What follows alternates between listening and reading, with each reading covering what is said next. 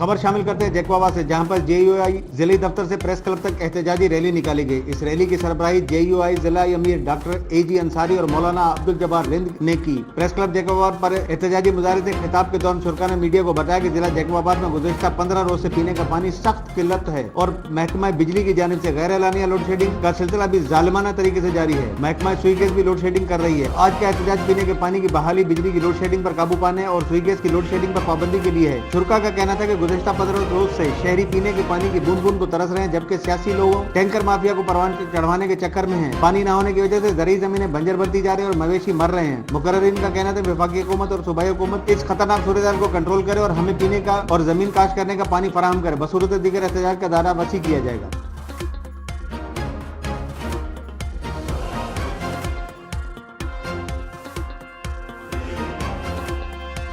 मजीद खबरों और अपडेट्स के लिए देखते रहिए हमारा YouTube चैनल HRJDO न्यूज़।